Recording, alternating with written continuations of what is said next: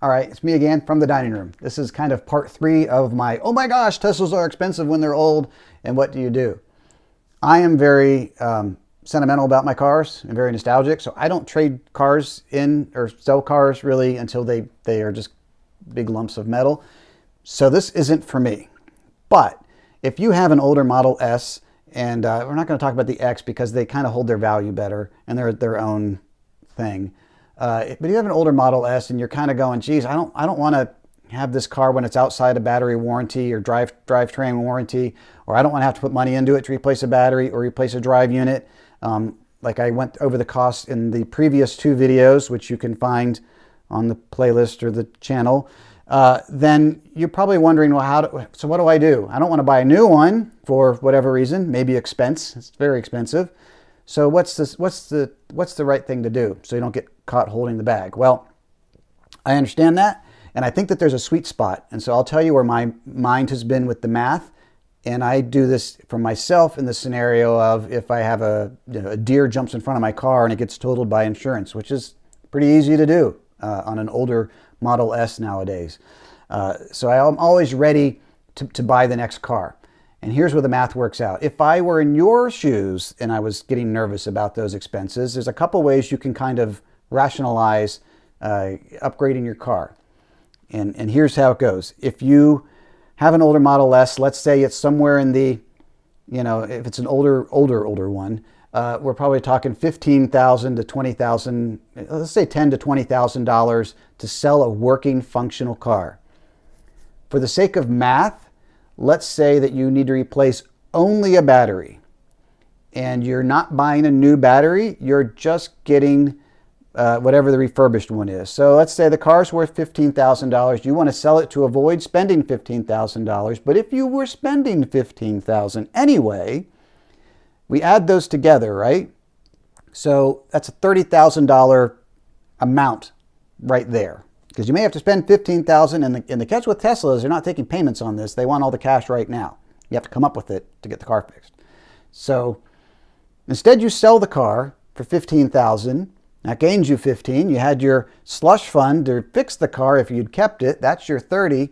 And the sweet spot now is somewhere around $40,000 because you can probably chip in another 10 if you've already got that slush fund in anyway. And here's a great website. They have a referral code there. You can use their code if you use their website. I totally understand. Or you can use mine because I got an old car that I probably got to fix stuff on soon. But this is the website that I look at when I am doing my math. And I put in basically 100 packs because I would only be interested in doing a 100 pack. And I'm partial to blue because I am, or gray because I have gray. And so I'll give you an example of what I would be looking at. So here is, and this is all as of January 24th, 2024. So these cars are probably long since sold if you're watching this more than a couple hours after I post it. But from Tesla directly, you can get a used Model S. Focus, please. Right there. It's a 2019. It's $44,000. It's got a 373-mile range, and it has basic autopilot, which is all I ever wanted anyway. And so your price in is like, you're chipping in an extra 10, maybe depending on how much you sold your old car for, maybe $15,000, and you're getting a car, like in my case, I'd go from a 2014 to a 2019. A dual motor, long range, so it doesn't have those drive unit concerns, and it's a 100 pack, so I don't have as much concern about the battery. That's a pretty sweet deal, I think. If I was going to go out, when I bought our most recent used car, it was just an old Mazda, and it cost $20,000. If I sell my car, throw in $15,000, $20,000 plus the slush fund I already had set aside for a major repair. And I'm looking at a car that also, I should point out, since we're discussing this, is under a battery and drive unit warranty until 2027. So that also gets me quite a few years of not having to worry about the drive unit or the battery. And this is one that has no body repair or anything like that. Now, just to give you another example of another price point, people like the full self-driving. I don't care. I drive myself. But if you wanted that, I found one that kind of fits that as well. It's a 2018, and it is got, oh, I should say that the first one I showed you, the miles on it, because I don't want to buy an ancient car. It had 24,000 miles on it. I mean, this is hugely depreciated. $44,000, basically $45,000 for a 2019 100 dual motor, 100 pack dual motor, under warranty till 2027, 25,000 miles on. I mean, that's a hell of a deal, I think. So this would be full self-driving is included on this one. There, it's included, which they do on some of their used ones and not on other ones.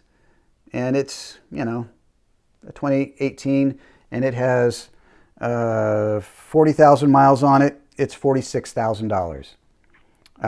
The warranty on it for the battery and the drive unit is till the end of 2026. And it comes with a 1-year warranty on everything else. Now, that would be a fairly incremental upgrade, I think, because you're not really putting in a whole lot of money compared to what you're selling the old car for. The real sweet spot, though, I think, is if you like the older cars like I do with the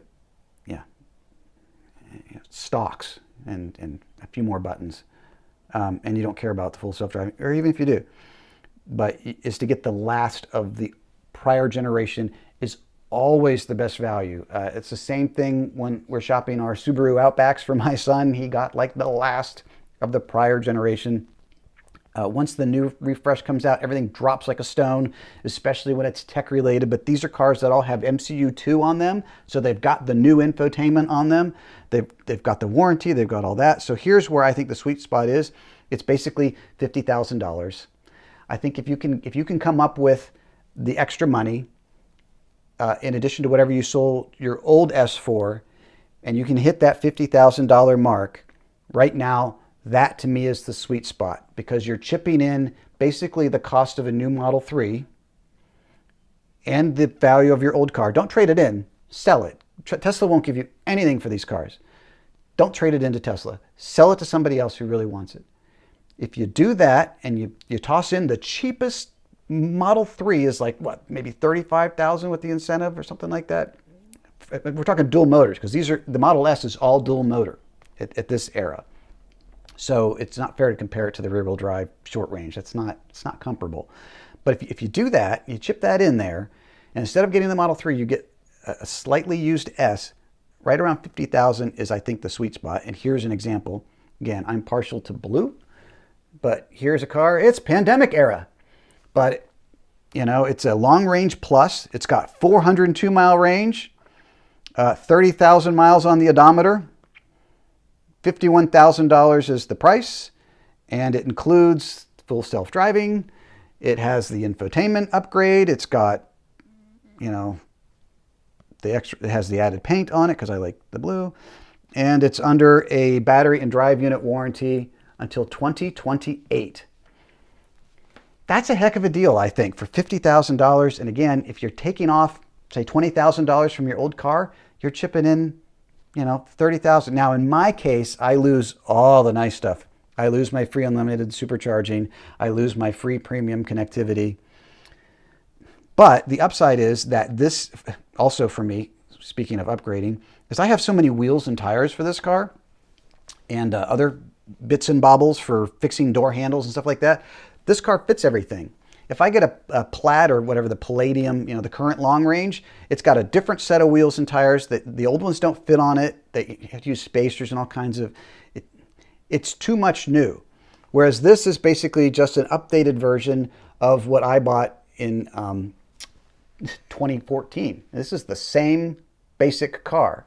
So all of my floor mats are gonna fit, all those little things, they all fit the same. This car comes apart the same way, so doing suspension work and all of that is a whole lot easier. And I think for $50,000, if you're concerned about keeping an older car, that is where the sweet spot is. Mentioning suspension, that also means that you now have a car that, like in this case, has 30,000 miles on it.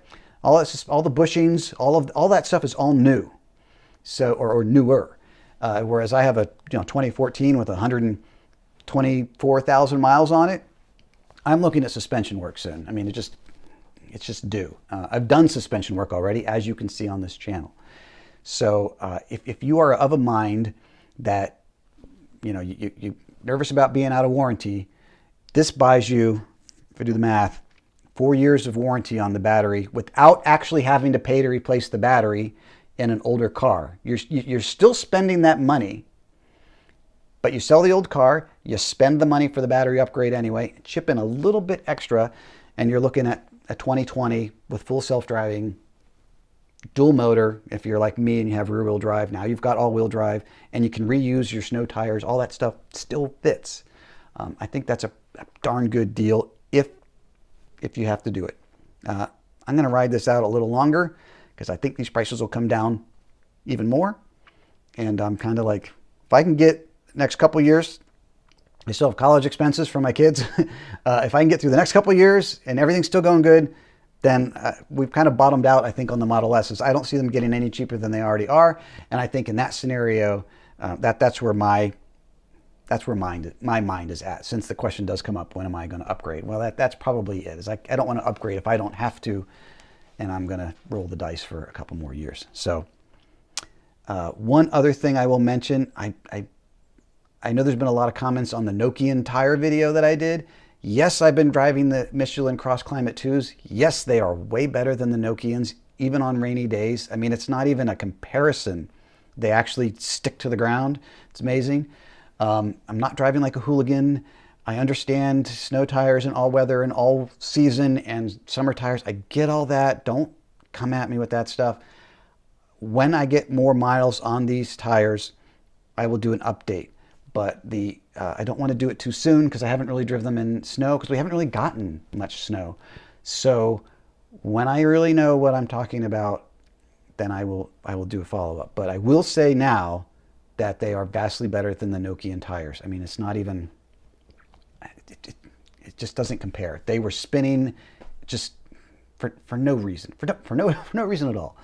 And these are sticking to the ground. I actually can drive like a hooligan on these on wet roads, and they don't give me any trouble. So there will be an update on that coming soon. Anyway, so just to point out one more time, if you are shopping, I have no idea who these people are, but this is the site I use, and because it seems to work better than, I don't know if you can see the address there. Well, anyway, it's EV-CPO.com, and they call it EV-CPO Hunter, but it's EV-CPO.com, and that's the one that I use when. Sorry about that. That's the one that I use because I think that the Tesla website just doesn't show you everything that you really want to see, and this site is great. So shout out to them. But use my referral code if you got this far in the video. All right, subscribe, like, share, all those things, whatever. I'm making $1 a day right now. That's right, $1 a day. Oh, there's my full disclosure. Yeah, I actually did get monetized at some point, making $1 a day. So no, I'm not selling out to anybody for that. But I do appreciate you sticking with it.